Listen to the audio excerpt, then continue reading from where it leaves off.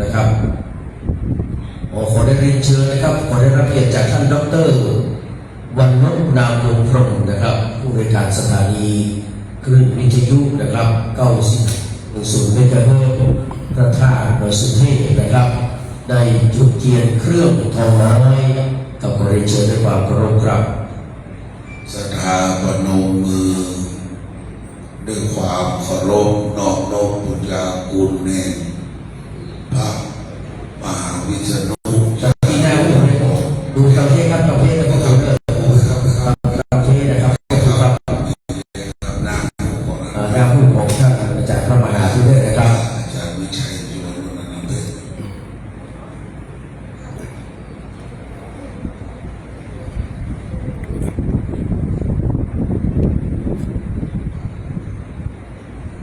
กับขอบคุณพวกครูวันลบเลิกนะครับเดี๋ยวเราลงไปถวายทานโคสีเลยนะครับเดี๋ยวองค์ทองมักกันทึงนะครับ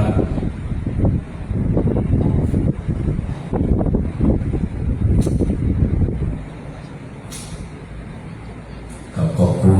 นะครับท่านดร.วันลบเลิกนะครับเรียนชั้นก่อนไปก่อนเราไปก่อนบอกครูด็อกเตอร์มานั่งที่เดิมการเรียนเชิญศรัทธาสาธุชนญาติธรรมทุกท่านได้ประนมมือบัดนี้เราจะไหว้ยังพระโบสถ์พระบาทพระธาตุพระธรรมพุทธปิณปาสารูปเจ้าเก่าใหม่ใหญ่น้อยอันทะปนาจำไว้ยังทิศทั้งสี่อุตรคนเหนือวัดจำตอกแกงบุพหนวันออกวัดหมื่นตูมดับขีนาหนไตรวัดฟอนซอยมัจจิมาหนวันโตวัดปันแหวนตรงกลางคือวัดเจ็ดดินอันทะปนาจำไว้เป็นที่ไว้ที่สาแก่คนและเทวดาเจ้าทั้งหลายณบัดนี้กราบหนึ่งกราบสองกราบสามได้ก้าวคำปูชาไฟไหว้พระตามแบบเป่าโบราณล้านนาเจียมใหม่วัดเกศดินพร้อมขันนาบัดนี้อิมินาสังฆาเลนะพุทธังอภิปูชยามะอิมินาสังฆาเลนะธัมมังอภิปูชยามะอิมินาสังฆาเลนะสังฆังอภิปูชยามะอะระหังสัมมาสัมพุทโธภะคะวาพุทธังภะคะวันตังอภิวาเทมิสวากขาโตภะคะวะตาธัมโมธัมมังนัมมัสสามิสุปฏิปันโนภะคะวะโตสาวกสังโฆสังฆังนัมมามิตั้งอกตั้งใจสมาทานหาศีลเพื่อนำศีลจากพระเดชพระคุณหลวงพ่อมาประพฤติปฏิบัติใช้ในชีวิตประจำวันคือการปลูกลูกเรืองต่อไปมาอิ ยังพันเตติสาเนนัสสังหาปัญจศีลานิยาจามาทุติยัมปิมะยังพันเตติสาระเนนัสสังหาปัญจศีลานิยาจามาดาติยัมปิมะยังพันเตติสาระเนนัสสังหาปัญจศีลานิยาจามานะโมตัสสะภะคะวะโตอะระหะโตสัมมาสัมพุทธัสสะนะโมตัสสะภะคะวะโตอะระหะโตสัมมาสัมพุทธัสสะนะโมตัสสะภะคะวะโตอะระหะโตสัมมาสัมพุทธัสสะนะโมตัสสะภะคะวะโตอะระหะโตสัมมาสัมพุทธัสสะนะโมตัสสะภะคะวะโตอะระหะโตสัมมา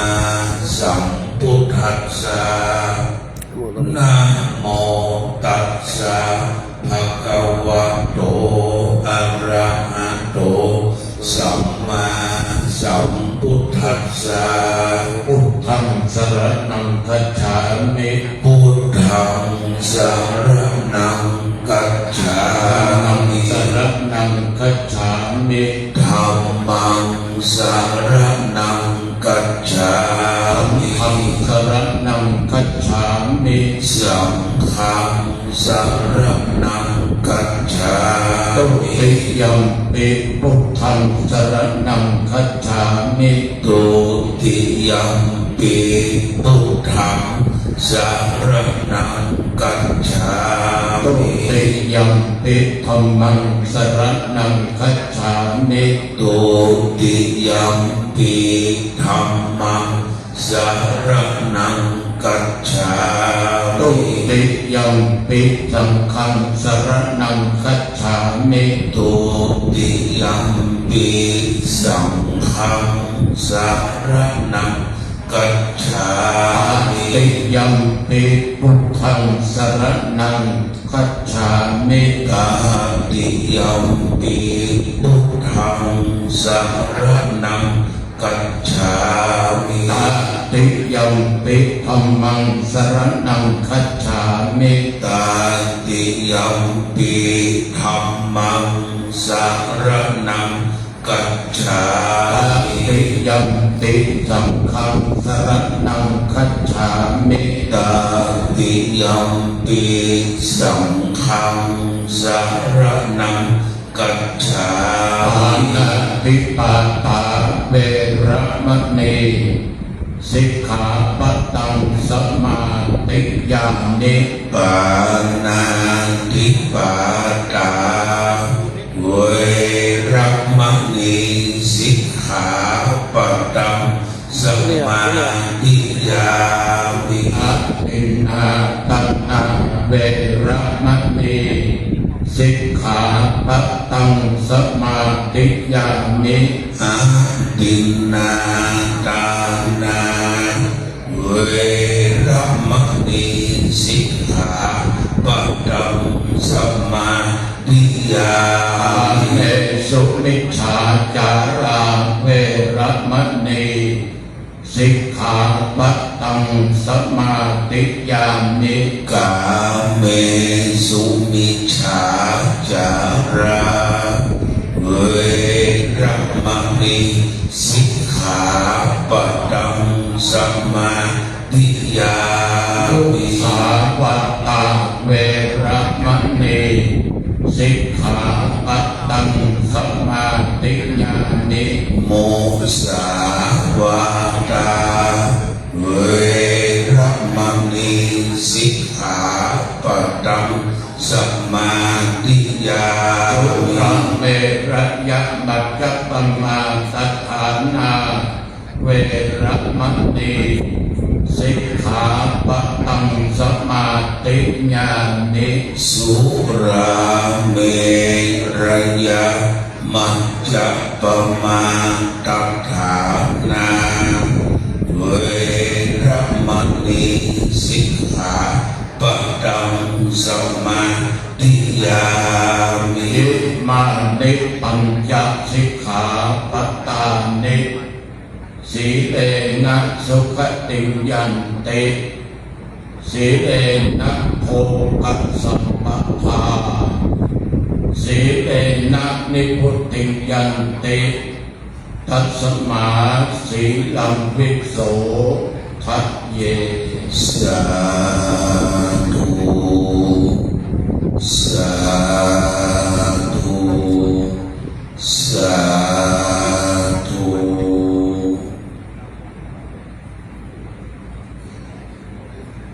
กับจากนี้ไปนะครับกับไวสารัตนา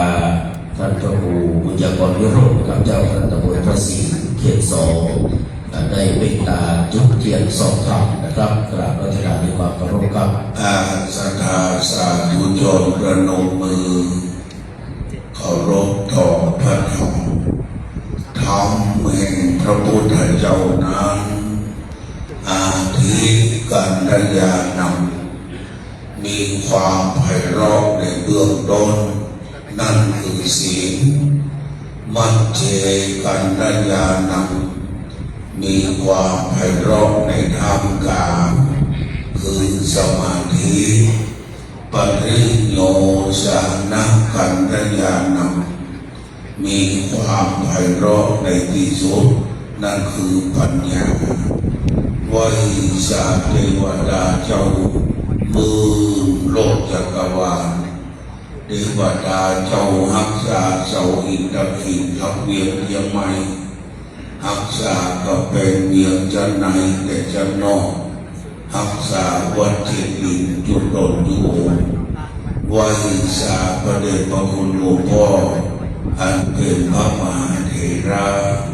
มัชฌิมเถระอนุเถระ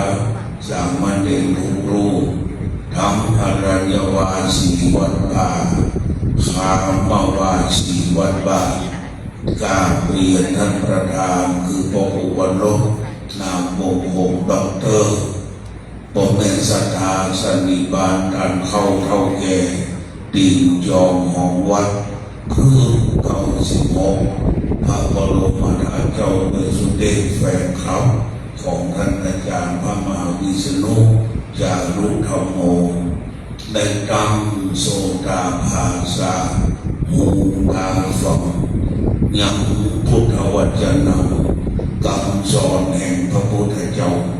คืนนี้พวกท่านมาเป็นจำนวนมาก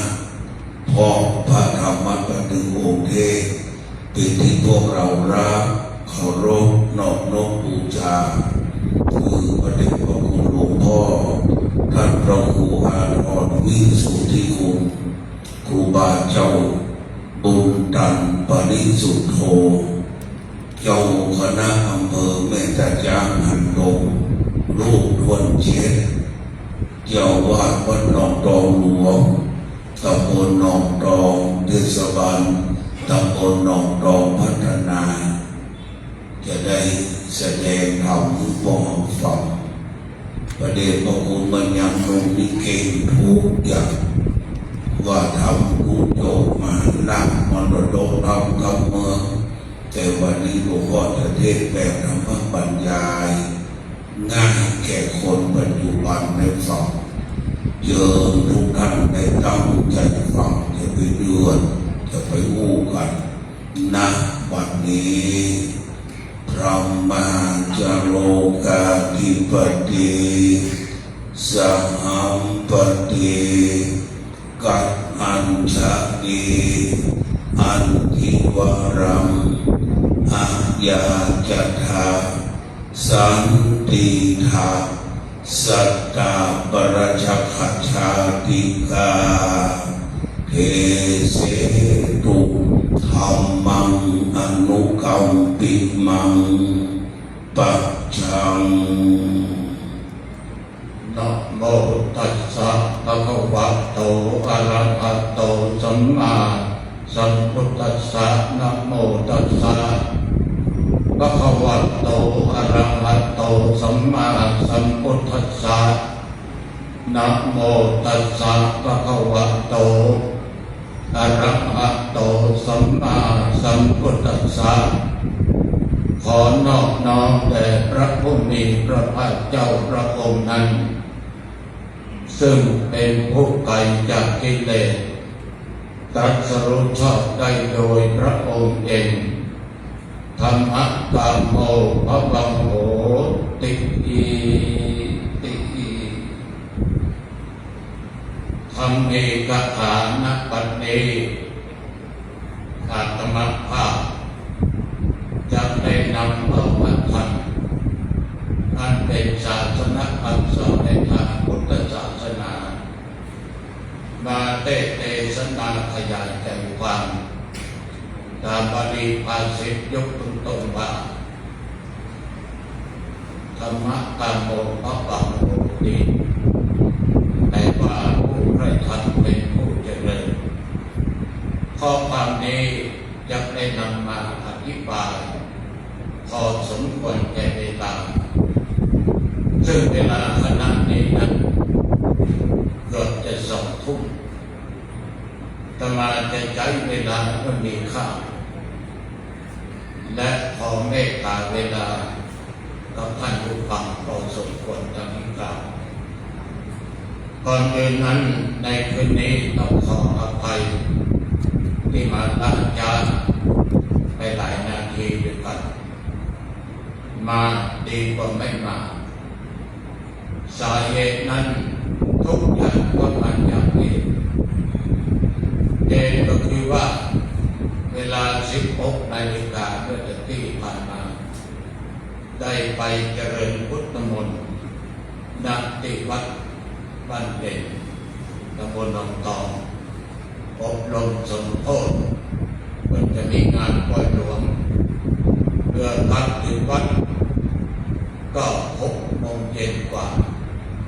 เพื่ออาบน้ำอาบผ้าใส่ผ้าใส่หยังขึ้นรถ6 โมงก็จะ40ฉะนั้นญาติโยมโดยเหตุนี้จึงเป็นปัจจัยที่ลาช้า1ยังป.2เข้ามาอีกการเดินทางรถลามันหนักติด4 แยกไฟแดงต้องยังต้องสตัดสเปนยมงานปีอ้ายวันลบนามอุพรหมก็ได้โทรติดตามว่าหลวงพ่อมีไหนแล้วกำลังเข้าเขตทางดงนี่นะแต่ยินดีได้สักพันก็โทรไปไหนเข้าในเขตเมืองละตาเข้าแล้วท่านทั้งหลายใจทุกเจ้าตรงนี้มานั่งนิ่งตั้งแต่เย้าโดยเหตุมันจะมีปัจจัยหลายอย่างดังที่กล่าวฉะนั้นต้องอาภาพต้องขออภัยกับญาติกับโยมและต้องขออภัยกับครูบาอาจารย์พระสงฆ์องค์เจ้ายกตนยกองค์ในณโอกาสนี้ท่านทั้งหลายที่ได้มาเต้นในคืนนี้นั้นก็ปรารภเหตุอีกนั่นแหละทุกอย่างนี้พระพุทธเจ้าตรัสว่ามาจากเหตุถ้าไม่มีเหตุไม่มีผลวันนี้ได้มาเต้นที่วัดเจ็ดริมวิหารหลวงหลังนี้ก็ปรารภเหตุในการจากไปของท่านมหาวิษณุจารุธรรมโมท่านได้จากพวกเราไปเมื่อวันที่2 พฤษภาคม พุทธศักราช 2568 เวลา 10:15 นาทีปรารภเหตุเหล่านี้จึงมีวันนี้และอาตมาภาพจึงได้รับนิมนต์มาเป็นองค์แสดงธรรมะ วันที่รดน้ำศพนั้นอาตมาภาพก็มาก็รีบกลับเพราะว่ามีกิจฉะนั้นก็นานวันรดน้ำลงซึ่งก็เคารพนับถือกันเพราะโยมนานนั้นแต่อาตมาภาพจะนับแต่ก็เป็นพี่อ้ายอยู่แล้วกันสำหรับพ่อครูอ้วนนั้นเป็นน้องตะกี้เล่าคนน้อยหยกเยอะนึกว่าเอามาฟังนี่นะเอานั่งอยู่ในรถพ่อครูอ้วนเล่าคนเอาทีนี้ต้นชราภาพแล้วคงจะลืมไปเล่าคนดีนะอยากอ้วนจะดีฉะนั้นญาติโยมปารภเอกอย่างนี้คืนนี้ตามสถานีวิทยุคลื่นพระพุทธศาสนาจริยธรรม FM 96อันนี้ครูบาอาจารย์พระสงฆ์องค์เจ้าผู้จัดรายการและไม่ได้จัดรายการแล้วก็ทางคลื่น 104.50 ของวัดฝ่ายหญิงและญาติโยมท่านทั้งหลายล้วนแต่เป็นผู้ฟังจากทางสถานีวิทยุวันนี้ร่วมเป็นเจ้าภาพในการเทศน์และการสวดก็ได้บอกไว้ก่อนว่าการเทศน์นั้นต้องอย่าเอาปุ๋ยกับห่อของขวดสำหรับซองและปัจจัยถวายให้ไม่เอาเหตุใดญาติโยมทำมาตั้งใจแล้วเพราะพระมหาวิษณุเนี่ยเมื่อมีชีวิตอยู่ท่านจะพาญาติพาโยมไปที่วัดหลายครั้งเป็นต้นว่าเดือนจีปีใหม่เข้าพรรษาออกพรรษาท่านจะไปคารวะหลายครั้งหลายคราวแล้วอีกประการหนึ่งงานวัดท่านนี้ก็นิมนต์มาเป็นสื่อแล้วแสดงธรรมะฉะนั้นความคุ้นเคยในส่วนตัวนั้นก็มีมากประการสำคัญท่านมหาวิษณุจารุตโมนั้นก็เป็นพระนักเผยแผ่จัดรายการธรรมะออกทางสถานีวิทยุดังที่ท่านทั้งหลายรับทราบและมาเสียดายแต่ไม่เสียใจเสียดายว่าท่านนั้นยังมีอายุได้เพียง54 ปีท่านมันน่าที่จะต้องจากไปเร็วอย่างนี้เพราะท่านนั้นจะต้องทำงานด้วยแก่พุทธศาสนาเคยแผ่ธรรมท่านเป็นพระนักพัฒนาอนุรักษ์ประเพณีวัฒนธรรมท่านเป็นพระนักสังคมสงเคราะห์ท่านเป็นพระนักปฏิบัติธรรมตั้งอยู่ในสิ่งกินอยู่ในธรรมฉะนั้นจึงเป็นที่รักเป็นที่เคารพของญาติของโยมทุกสารทิศที่เป็นนิจในทางธรรมหลายอย่างหลายประการญาติโยมจะมาซึ้งในน้ำใจของท่านท่านมีความเคารพนอบน้อมบูชาต่อครูบาอาจารย์เป็นพระมหาเถระองค์หนึ่งที่มีความกตัญญูกตเวทิตาธรรมต่อครูบาอาจารย์ฉะนั้นในส่วนตัวนั้นเป็นกัลยาณธรรมเป็นสหธรรมนี้ทำงานเผยแผ่ร่วมกันมาได้ผู้ได้ญาได้พบได้ผ่านกันในงานต่างๆจึงมีความสนิทในด้านจิตใจฉะนั้นอาตมาตั้งใจแล้วตั้งแต่วันมารดน้ำศพว่าสาธุขอผู้ได้มาเทศจะกำเกิดถ้ามันเทศการเทศก็จะน้อมถวายบูชาเรียกว่าร่วมทำบุญในการทรงของท่านเพราะท่านก็เสียสละมามากอาตมาเองมันขึ้นอย่างนี้ฉะนั้นวันนี้ก็ควรลบ ตุลุงหยอป่วยเด้อกับหอของควรซองกับในซองน้องเต่าไม่เอาได้ในมองในตรงนี้ขอทำความเข้าใจกับญาติโยมเพราะความตั้งใจมาอย่างนี้ตั้งแต่วันที่นรดนำศพของท่านแล้วฉะนั้นคืนนี้ก็จะทำเจตนาและเวลาที่จะใช้ในการบรรยายธรรมะนี้ก็จะเอาสมควรบ่มากและบ่สั้นจนเกินไปพอดีบอกเหตุใดญาติโยมเพราะบางท่านเดินทางมาจากทางไกลบางท่านนั้นก็มาลำบากแต่ท่านก็อุตส่าห์มาประการสำคัญครูบาอาจารย์พระสงฆ์องค์เจ้าเมื่อตะกี้ฟังพ่อครูบอกว่ามาจากพันธ์ก็มีโดยสติก็มีสันสานก็มีจากที่นั่นที่นี่ก็มี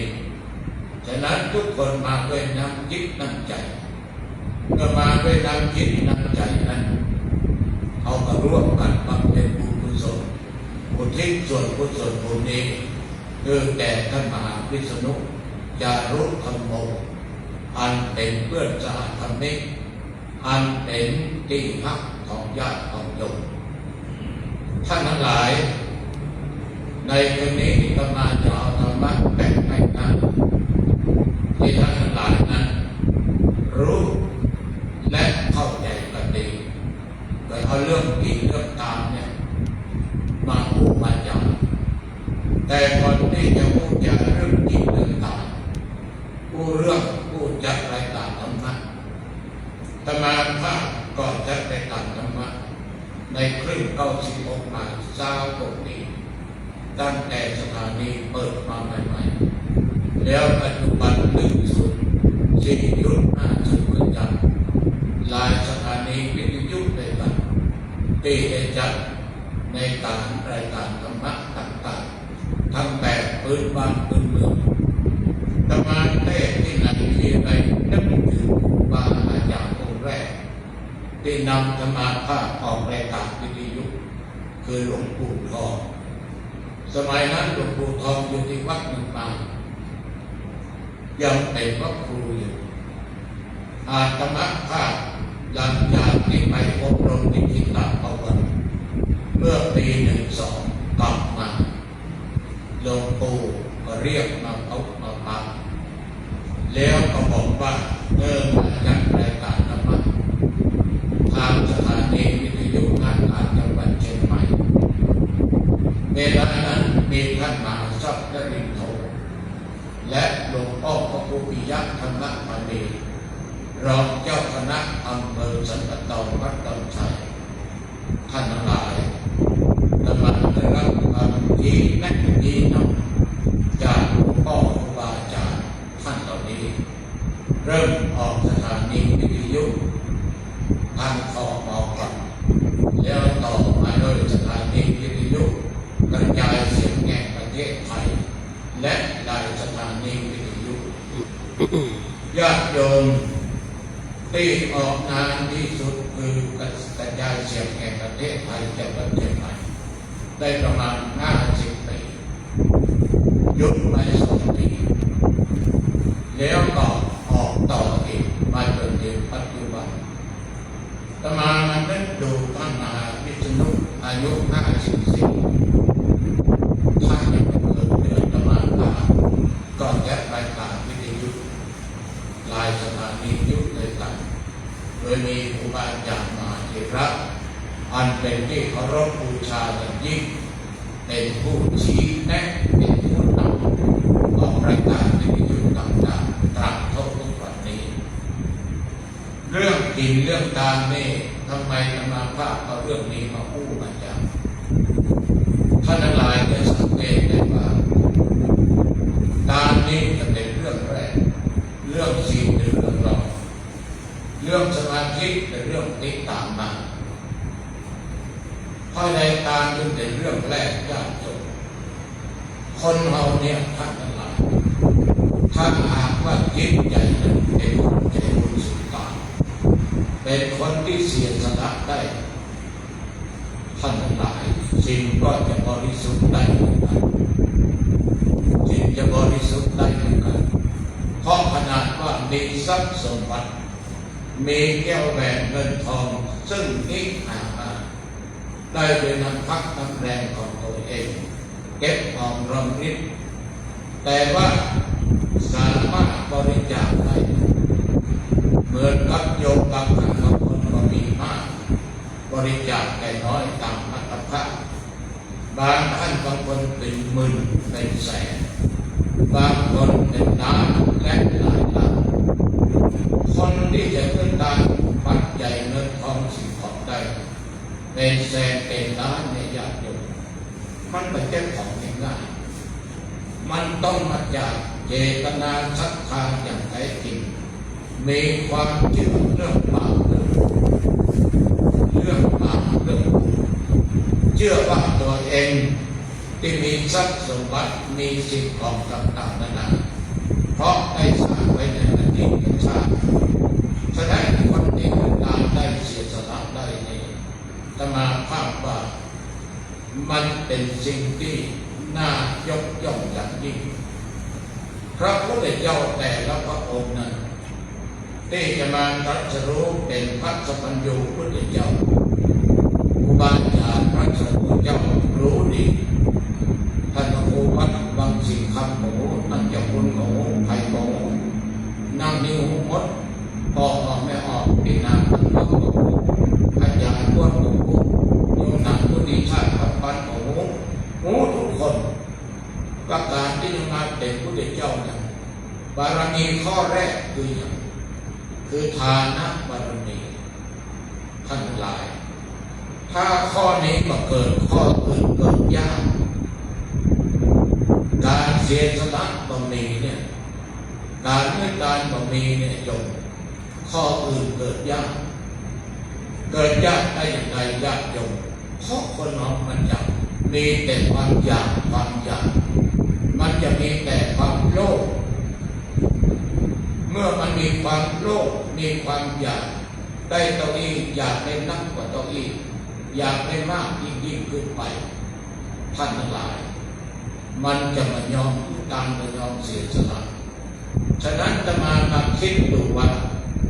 อย่างพระพุทธเจ้าญาติในพระเวสสันดรเนี่ยท่านทั้งหลายเงินทองสิ่งของเครื่องแต่งเครื่องย่อม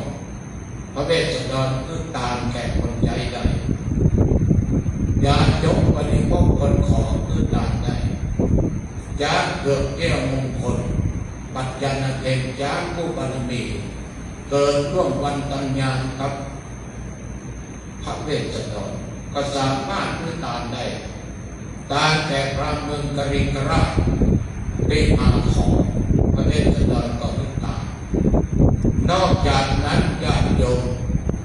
การวัตถุปัจจัยสิ่งของเงินทองต่างๆก่อนจะออกจากบ้านจากเมืองโดยเหตุที่การจ้างเรือเกี่ยวมงคลตัวนี้แก่พระเมืองกริงกราชยาว4 ปีนั้นโหดเพี้ยนไปฟ้องพระเจ้าสนใจว่าเวสสันดรเนี่ยถ้าครองบ้านครองเมืองก็จะยกบ้านเมืองเป็นตามได้ทั้งนั้นเป็นคนคลีบ้านคลีเมืองเนื้อขับไล่ขับหนีจากบ้านจากเมืองเนี่ยพระเจ้าสนใจก็จงใจอยากจบในที่สุดก็จะเป็นต้องลูกออกจากบ้านจากเมืองจะออกเมืองออกบ้านไปเนี่ยยังขอได้ทุกทางที่ขนาดว่านั่งราชรถมาทรงกษีตัวพ้นประตูเมืองพรามมาขอมาพดไปมาเป็นตาแต่พระพุทธในธรรมิกแห่งกายเป็นธรรมะย้อนลัดจะลงพามาขอราชรถตาลราชรถสี่กษัตริย์พ่อแม่ลูกเตวกินและอะไรทั้งป่าจับยกย้อนไปถึงเขาวงวัดขีรีไปบวชเป็นฤาษีนางมณีบวชเจ้าจะมีกันมาพามชูชกเมียที่ชื่อว่าอมิตตาหรือมิตรดานั้นเจมุพามราข้าช่วยข้าใจ พามเข้าไปสู่เขาคงกฏไปขอเอาเจ้าจารีกนาอยากพระเวสสันดรหักลูกดุดแก้วแก่ตายังปกไปลูกทั้งสองเพื่อเป็นการแก่ความถูกชอบเนี่ยอยากจะลองคิดขนาดลูกยังสตาร์ได้ในยุคปัจจุบันนี้อยากยกยานักในวัดในป่าจะทำมีเนรในเมืองนี้เนรเยอะอยู่โดยสุเทพก็ยังมีพระเจ้าเนรนักวัดเจดีย์ก็ยังมีพักมีเนรอยู่แต่วัดบ้านนอกบ้านนาเนี่ยขนาดวัดหนองตองนะเน้น60ไป5เหลือ1ง่องขนาดแต่ว่ามันซื้อได้มาอยู่ตนอยู่บอกว่าได้อยากเน้นบอกว่าไม่เป็นอิสระพอมีผู้ซิดไปอย่างได้เหลือเต่าเดียวนะเน้นเลี้ยวซ้ายแลขวาคอหน้าคอหลังก็ตุ๊กงอตุ๊กเจ้าแต่ละวัดนี่ยากยกก็หายากมันคงจะถึงสมัยที่ว่าวัดร้างตุ๊กเจ้ากำพร้าเหมือนกับคนเฒ่ากำพร้าบางวัดเหลือพระเจ้าอาวาสคนเดียวกำพร้าเน้นก็ไม่มีตุ๊กนาฬิกาก็ไม่มีตุ๊กลองก็มีกำพร้าจริงๆแต่อย่างวัดพระสิงห์เนี่ยมันว่าย่าหากตรงนี้พระเน้นนะเน้นมี40 บาทปัจจัยสุภาพเปิ้ลหมดเป็นเน้นเปิ้ลหมดบอกว่าลูกเน้นไปอยู่กับหลวงพ่อสัก3-4 องค์ไปครับประม่วนครับเปิ้ลอยู่กับหมู่เปิ้ลม่วนญาติโยมอันนี้ต่อไปแต่วัดทุกเจ้าจะกำพร้าเหมือนญาติโยมคนเฒ่าแก่จะกำพร้าแต่ตอนนี้ลูกกำพร้าพ่อกำพร้าแม่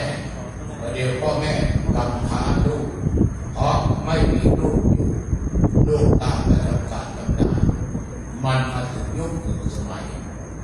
พระเวสสันดรนี้มันใจปั้มตามเจ้าจะดีกันเกือบไปกับการฆ่าสติเพราะว่าความชูชกเทียนตีสองมาเจ้าปัญหานั้นอ่อนดาวสปักสเปดจนพระเวสสันดรขาดสติจะไปฆ่าพระยอมลุกไปประโยชน์ขาดสติไปทำอย่างพระพามอยากไม่ได้เป็นพระพุทธเจ้าฉะนั้นอยากโยนตามลูกตามได้เมียสุดที่รักนามทั้ง4 ประการได้ตามแก่พระอินทร์ติตะแลงเปกมาเป็นพรามเรียกว่าอินตามสังฆปาฉะนั้นการตามเนี่ยจะมาเอกที่ว่าแม้แต่พระพุทธเจ้าทุกพระองค์เนี่ยก็ต้องเป็นทานะบารมีเรื่องทานเป็นเรื่องเรื่องศีลเป็นเรื่องร้อนอันนี้ทุกท่านลองคิดอย่างนี้นะอาจารย์ลองคิดอย่างไรโอ้โหเริ่มพระครูว่าคิดอย่างไรพระครูก็คิดอย่างไรแต่ผมคิดอย่างนี้ถ้าหากว่าเสียสละมาได้สิ่งมารักษาได้มันจะมีความโลภมันจะมีความหลงมันจะคิดตั้งแต่ข้อ1พ้นแต่ข้อ5มันจะขาดสติสัมปชัญญะมันจะจุกมันจะหลอกมันจะลวงมันจะต้มมันจะตุนจุกหลอกอย่างไรได้เอาหมดแม้แต่จะฆ่าเจ้าเอาทรัพย์มาได้ท่านหลายนำเป็นข้าวกันอยู่ตลอดจะลักจะจกจะป้นจะจี้จะอย่างใดได้ทั้งนั้นเพราะจิตใจนั้นมันไม่เสียสละท่านหลายมันมีแต่ความอยากมันก็เป็นการพอกพูนกิเลสตัณหาในโลภะความโลภความอยากได้มันมีที่สิ้นสุดฉะนั้นคนไหนที่เสียสละได้อาตมาภาพว่ามันรักษาสิ่งไปในตัวได้แต่ญาติโยมอาจจะแย้งว่าปะจิพระครูบางคนนี้ตาไม่ตาก่อนยังที่โลกอยู่นั่นเป็นเรื่องของมันแต่อย่างไรก็ตามมันโลภมันไม่ตามมันยังรู้จักว่าอันใดเป็นบุญ ดีมันเป็นบาปเป็นกรรมในทางที่ไม่ดีฉะนั้นญาติโยมการนี้เป็นสิ่งที่สำคัญที่สุดท่านมหาวิษณุญาณธรรมเนี่ยท่านได้ตรัสเพราะว่าปัจจัยเงินทองสิ่งของปริยาคักในระยะสัพเพยาคักเสียสละช่วยเหลือสังคมช่วยเหลือที่นั่นที่นี่พระสงฆ์องค์เจ้านั่งที่นี่ก็เช่นเดียวกันญาติโยมนั่งนี่ก็เช่นเดียวกันโยมสังเกตดูคราวน้ำท่วมคราวที่แล้วเนี่ยส่วนมากจะเหลืองหักขนาดหลวงพ่อพระธรรมเสนาบดีหลวงพ่อเจ้าคณะภาค7องค์ปัจจุบันวัดพระบรมธาตุเจ้าคุณสเตก็ยังลุยน้ำไปแจกของกับอดีตหลวงพ่อพระวัดประตูคงคำครูบาอาจารย์นายคนนั่งนี่นั่งก็ลุยน้ำตัวเองตุ๊กหนองตองก็ลุยน้ำและญาติโยมหลายท่านนั่งที่นี่ก็เอาสิ่งเหล่านั้นไปบริจาคไปสมทบซึ่งกันและกันท่านมหาวิษณุก็องค์หนึ่งกับคณะสงฆ์และญาติโยมก็ติดตามในการไปช่วยเหลือสงเคราะห์ผู้ประสบภัย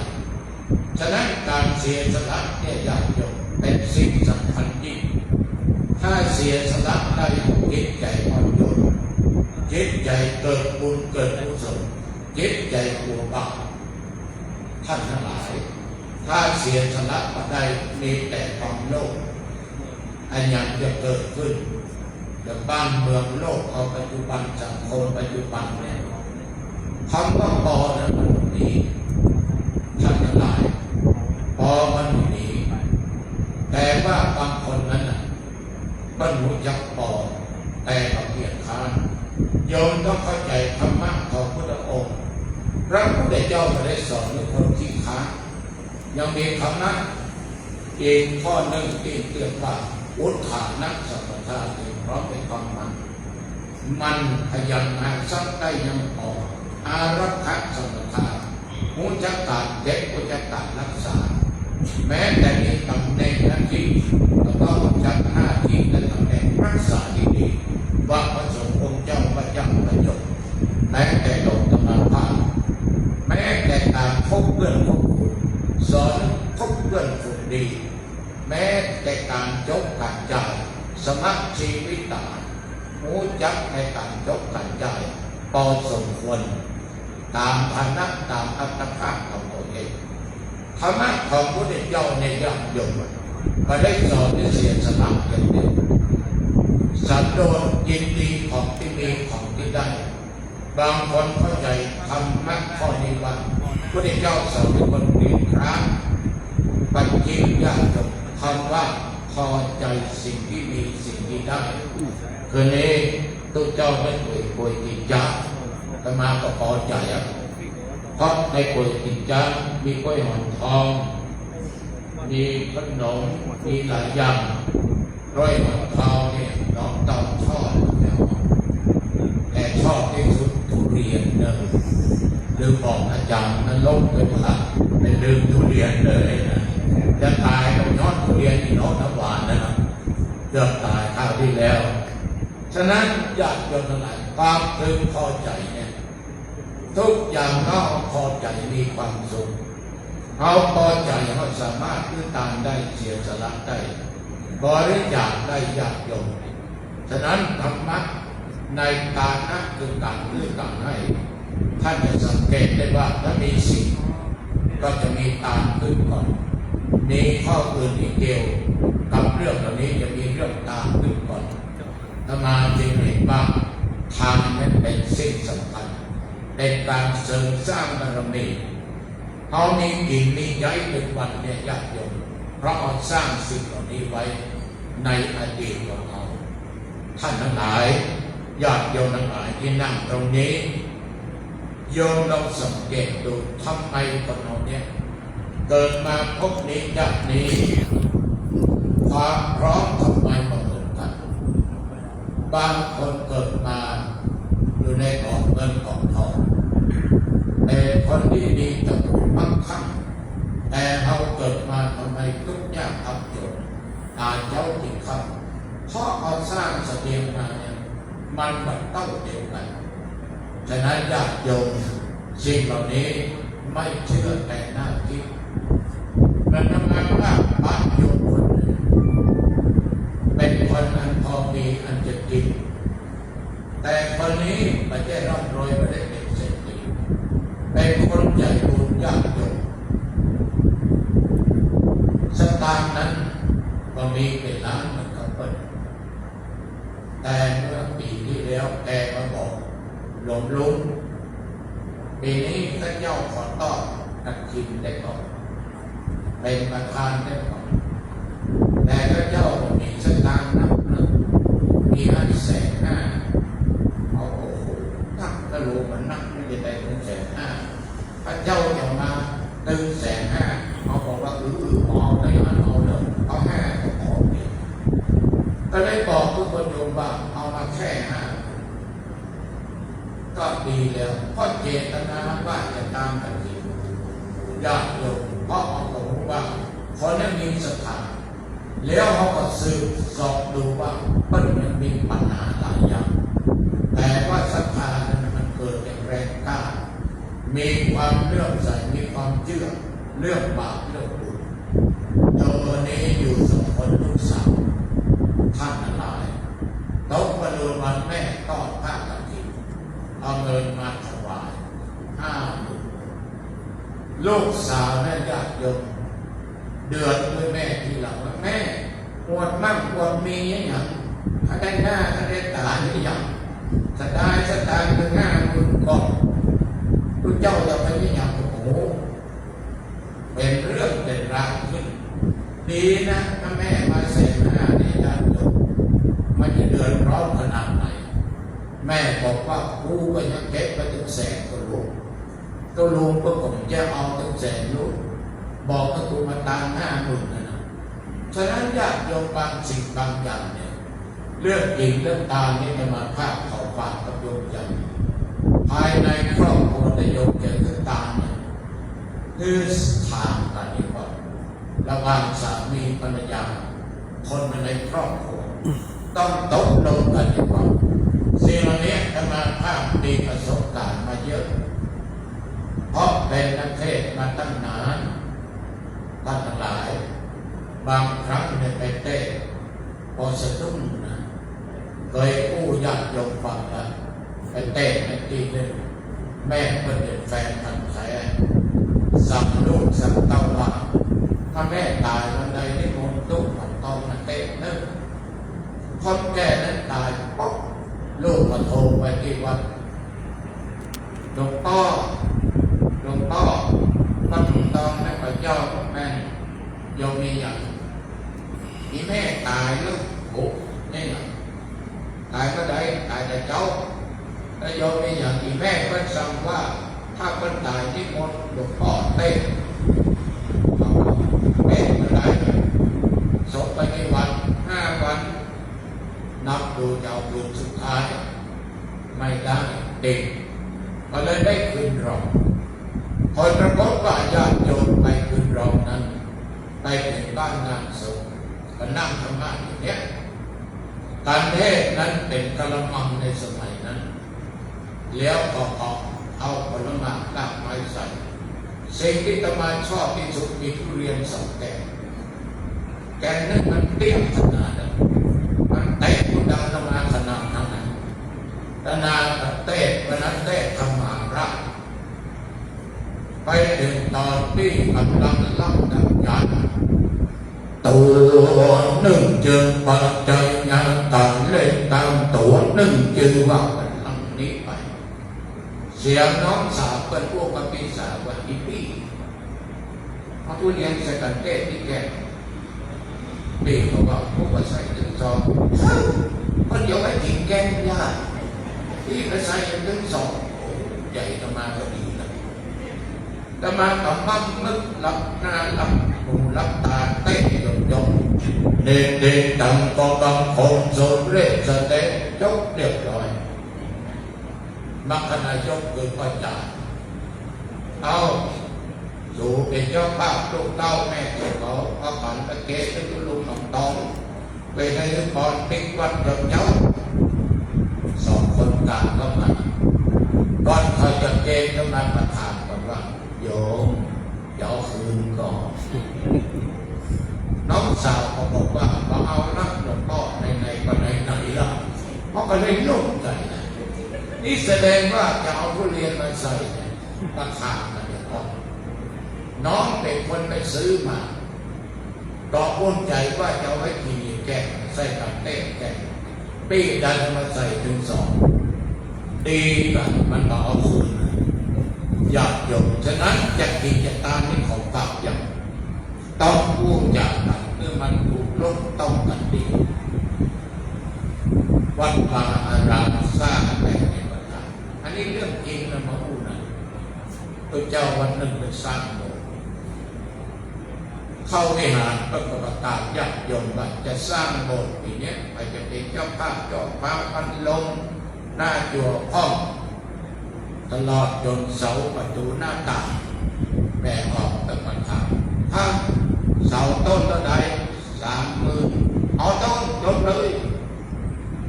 ตัวเจ้าบางประกาศมันจบเป็นไปบ้านไปบอกโยมว่าจ่ายก้อนมันตุ๊กเปิดอย่างแผงโกนเสาต้น25,000ค่าของหักมาต้นวัดมั่งวัดมีไปอยู่กับมันอย่างไรไล่เมียไปอยู่กับตัวคิดก็การยากโยมแต่พระเจ้าตัวนี้ฉลาดมากถ้าเอ่ยไปแล้วเราพูดว่าที่ทำจากนี้เอ่ยท่านทั้งหลายเนี่ยยังไงจะกินจะตามเนี่ยต้องถามกันดีๆอย่าทำอะไรอย่างนี้โยมจะไปเกินฐานะเกินอัตภาพทำไปได้ทำน้อยก็ไม่เป็นไรขอมีศรัทธามีเจตนาบริสุทธิ์ในการทำอย่างใดก็ตามตาเนี่ยมันเป็นการเสียสละมันมาจากร่างจิตใจของโยมคนเสียสละได้อย่างโยมสุดยอดสามารถสิ่ง5 ข้อจะบริสุทธิ์ไปตัวอาจจะมาแน่เหมือนกันบางคนจะมีความโลภอยู่ในจิตในใจมันอาจจะคิดไปเพราะแต่ว่ามันยังเสียสละได้เหมือนจะมายกตัวอย่างพระเวสสันดรหรือพระเจ้าเกิดแต่ละญาตินั้นต้องสร้างบารมีเสร็จถึงครบแต่ว่าข้อแรกก็คือฐานะบารมีท่านมหาวิษณุท่านมาท่านญาติโยมท่านก็เป็นพระนักพัฒนานักเสียสละเหมือนท่านพระครูทั้งหลายที่นั่งตรงหน้าพระสงฆ์รูปที่นั่งตรงนี้ดูเปิดแล้วเหมือนข้าปัญญาปัจธรรมได้จริงนะแม่ออกพระเจ้าทำเนอะเนี่ยปัจจุบันเนี่ยดราม่ากันในขนาดนั้นถ้าบอกเจ้าคุณทีนี้คนไปใส่บาตรคนดอยนักบอกแล้วคนจะไปลงแล้วก็เวลาถามว่าสงสารเน้นมากกิโลเน้นเป็นพันตับบาทเปล่ากิโลคนตับบาทไม่มากขายที่หน้าญาติโยมทั้งหลายคนไปทำบุญแจกนับแจกหลายแต่ข้าวเป็นลงอย่างนั้นข้าวเป็นลงท่านทั้งหลายลองคิดดูดีๆพระสงฆ์องค์เจ้าเนี่ยญาติโยมที่เขาดราม่าไปอย่างนี้ว่าห้ามถวายปัจจัยให้แก่พระห้ามพระรับปัจจัยห้ามใส่ปัจจัยห้ามเอาปัจจัยใส่บาตรพระท่านทั้งหลายว่าเป็นบาปก่อนไม่ออกเป็นบาปก่อนโยมว่าเป็นบาปว่าเป็นกรรมว่าเป็นเวรอย่างสักอย่างโยมได้บุญได้กุศลแล้วถามว่าพระเจ้าคิดก่อนเขาก็คิดเพราะโยมมาตามถึงเขาโยมมาใส่ถึงเขาโยมถวายถึงเขาคนเหล่านี้ญาติโยมบอกยังจริงนี่ของพระเจ้าอย่าจะมาเนี่ยมาแวะปั๊มน้ำมันเดี๋ยวนี้ใส่น้ำมันมาแล้วนะมันนะโยมแม่ทั้งหมดใส่ฟรีลูกพนักงานก็เก็บปันบาทจะมาฉันข ล้านเนี่ยก็ตีพันคองนะถ้ามาประชุมงานวัดประจิตจะแวะประจิตพุทธิวนะยาก็ได้โยมใหญ่ชิมต้องกินฟรีถ้าเข้าร้านไปพักโยมใจดีใจบุญอย่างแท้ได้กินฟรีหลวงพ่อวันนี้ถวายนะแทนน้อยใหญ่สตินี่ได้ฉะนั้นญาติโยมพระก็จะเป็นต้องใจเนี่ยท่านหลวงปู่บางสิ่งทำต่อพระบาทโรงพยาบาลนครดีก็ได้ก็เก็บแล้วเนี่ยดูเจ้าก็ต้องจ่ายนะโยมแม่ต้องคอกันงานนั้นงานนี้ที่มาทำต้องจบต้องจ่ายอย่าเอาเงินวัดมาจ่ายมันจะโดนเขาว่าประกาศที่ญาติโยมมาร่วมบริจาคเขาจับเพื่อจะตายถ้าได้ยินอโลเขาข้างเลยลงพงไม่ได้เขาแจ้งเขาได้เลยตัวเจ้าก็จะเป็นต้องยกต้องจ่ายต้องกินต้องตายท่านทั้งหลายดูแล้วเหมือนตัวเจ้าก็ต้องจำเป็นได้ยกได้จ่ายได้ใจลองไปหาหมอละโน้ท่านหลวงปู่วัดบางที่คำนั่นได้เชี่ยงตัดไปทีนี้เชี่ยงบอกเชี่ยงนั่นเนาะตับขึ้น503 480เสียงเท่าเดียวกันโยมนอกจากเจอหมอใจบุญท่านถวายเรียนท่านรักษาฟรีญาติโยมตั้งดูฟังเลยฉะนั้นพระเนี่ยจำเป็นอยู่ต้องใช้แต่จะใช้ถูกต้องก่อนถ้าใช้ผิดมันก็ผิดแม่ก็โยมถ้าใช้ถูกมันก็ถูกเนี่ยอย่างท่านมหาวิษณุ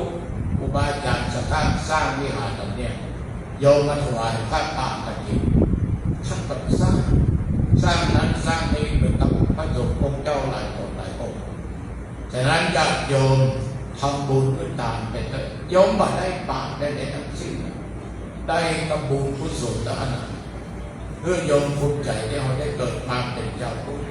เขาได้สร้างบุญสร้างกุศลตามนั้นเป็นข้อสำคัญก่อนที่จะไปถึงศีลไปถึงเรื่องของศีลฉะนั้นในคืนนี้ตมาเอาเรื่องตาเนี่ยมาพูดเล็กๆน้อยๆฝากกับญาติกับโยม2:34วันที่ยกรับอาจารย์มันลบทีโนเป็นเน็ตรับประเด็นนี้นะเย็บเดียวละท่านรับของให้นะอยากได้ก็ตามฝากประยอดโดยสังเกตเพื่อท่านทั้งหลายได้นำในใจทานนั้นจากเอตมังพลมุตตมังการด้วยการเป็นมงคลต่อชีวิตมงคลคือสิ่งดีดีนั่นคือบุญก็คือมงคลฉะนั้นญาติโยมท่านทั้งหลายในคืนนี้ท่านทั้งหลายมาทำบุญตามคนออกบ้านออกโยมว่าจะทำบุญอุทิศส่วนกุศลไปหาจิตวิญญาณของท่านมหาวิษณุจารุธรรมโมเป็นพระอาเทระที่เรากราบเคารพนับถือท่านได้จากออกไปเอาบะหมี่ฝากไปถึงท่านจะซื้อก๋วยเตี๋ยวฝากไปก็ท่านชอบอะไรจะฝากไปก็ได้แบกวัตถุสิ่งของไปก็ได้นอกจากแปลสภาพเป็นบุญเป็นกุศลกล้วยหอมทองดีนี้มหาวิษณุก็ได้กินตัวเจ้าหนุ่มตองได้กินมันพูดทุกสิ่งทุกอย่างเป็นวัตถุไตรยานแปลสภาพเป็นบุญเป็นกุศลเรียกว่าเป็นของทิพย์ท่านมหาวิษณุจะได้รับสิ่งเหล่านี้วันนี้ท่านหลายได้มาด้วยตามธรรมะเองก็ได้มาให้ทานหนึ่งให้ธรรมะเป็นทานสัพพะตนังธรรมะตนังจิตนันติการให้ธรรมะเป็นทานย่อมชนะการให้ทานทุกอย่างญาติโยมก็มีส่วนในการให้ธรรมะสองอามิสทานธรรมะก็จะได้ให้อามิสหรือปัจจัยถวายเป็นทานเงินครูบาอาจารย์ที่มาจากเยี่ยมบางตนกับพระไทยมาบางตนกับใส่ซองมาวันนั้นก็มาวันนี้ก็มาวันเลยก็จะมาร่วมกันทำบุญเหมือนกับญาติกับโยมโยมบางครั้งพับเป็นเจ้าภาพสังฆทานพัดใจในทานผ้าบางสกุลใจบางสกุลถวายแด่พระสงฆ์ก็เพื่ออุทิศ ทิศส่วนบุญกุศลนี้ตามจิตวิญญาณของท่านมหาวิษณุจารุธรรมโมอาตมาภาพได้แสดงพระธรรมเทศนามาอันว่าพอสมควรแก่เวลาขอตั้งกัลยาณจิตอุทิศบุญกุศลนี้หล่อเติมจิตวิญญาณของท่านมหาวิษณุจารุธรรมโมขอบุญกุศลนำจิตวิญญาณท่านไปสู่ทางสุคติภพเป็นดินบุญกุศลส่วนหนึ่งนั้นยมย้อนรับมาเป็นของญาติโยมท่านผู้ฟังทุกท่านทุกคนคิดสิ่งใดของความคิดปรารถนาเหล่านั้นยมสำนึกผลเหมือนกันทุกผู้ทุกคนแสดงธรรมเทศนาในทางนักคาถาสมควรแก่กาลเวลาของยุติไว้เพียงแค่นี้เอวังก็มีด้วยประการลักษณนี้ สาธุสาธุสาธุ กับจากนี้ไปกราบไหว้สารัตนาหลวงพ่อพระครูภาคปัญญาคงนะครับรองเจ้าคณะอำเภอเสมิงจังหวัดวัดน้ำไผ่ได้เข้าน้อมถวายจตุปัจจัยในธรรมกันที่วันนี้ไม่ได้ฉันทุเรียนพวกนี้ครับแต่ขนมอยู่ตรงข้างหลวงพ่อได้พอเลยตอนนี้ขนมแตงแม่นะครับจากลำพูนเนาะนะครับเพิ่งหลวงพ่อถวายขนมด้วยนะครับมีขนมตั้งน้ำรุ่งหลวงพ่อพวกนะครับมีขนมด้วยนะครับขนมนะครับวันนี้ขอเป็นแกงทุเรียนหลวงพ่อขนมแค่มีตั้งลงมีตั้งลูกมันกลับเลยนะพ่อจำขนม สาธุสาธุสาธุเนี่ยใหญ่กับทุเรียนเขาสุขภาพต้องงานภาพถึงจะชอบทุเรียนก็จริงแต่ตัวสุขภาพเป็นประจำ1 ปีที่ผ่านมานี้น้ำตาลจาก500 กว่าเหลือ108 109ความดันน้ำมันภาพปกติดีมากเยี่ยมไขมันเร็วไขมันดีปกติเยี่ยมการสะสมต่ำกว่า7มี5เยี่ยมมากมากตับปกติไตปกติทุกอย่างในร่างกายปกติญาติโยมความดันถึง400 กว่าในคราวที่แล้วขอฝากมาทุกท่านว่ากายภาพบำบัดนั้นดีที่สุดดีที่สุดถ้ามันออกกำลังกายเนี่ยจะมาติดเตียงถ้าที่ทานเนี่ยติดเตียงผมเนี่ยดึงขึ้นดึงลงเนี่ยวันหนึ่งเย็บ800 รอบเดินอีกวันหนึ่งอย่างน้อย30-40 นาทีถึงวันนี้ไม่ออกฉันต้องเรียนก็เป็นแต่เอากับฉันพอดีอยากเกินดีแต่อย่างเกินดีอย่างไรอันตรายนะกินข้าวหลามน้ำลงออกไปจากตี 5ยกอกดื่มเอ็มชวน1 แก้วอันนี้จำไว้เนอะเราอยากจะตายพระพุทธเจ้าเอ็นชัวเนอะเอ็นชัว1 แก้วกาแฟดำ1 แก้วต้อยไก่ระเบิด1 แก้วไข่ลวก1 ฟองยอดก็ไม่ออกทุกวัน7 โมงตื่นสั่งข้าวต้ม1 ถ้วยทายปกติดีทายดีมากในยามยมนะ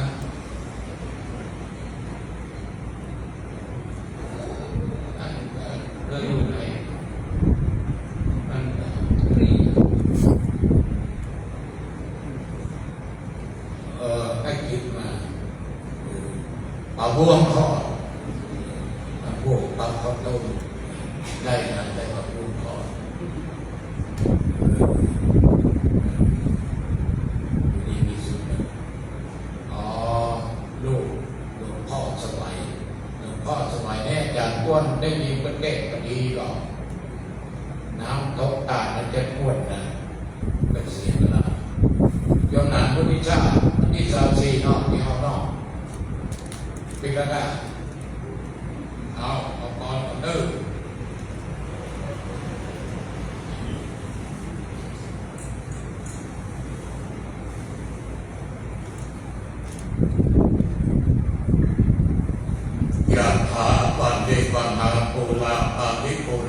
สาครังเอวะเมวะอิโตทินังเอตานังอุปกัปปติอิจิตังปะอิตังทุมังคิปะเมวะสมิจันตุสัพเพปุเรนตุสังกปาจันโตปนรสโสยถามัตติโชติรสโสยถาติและปัตนี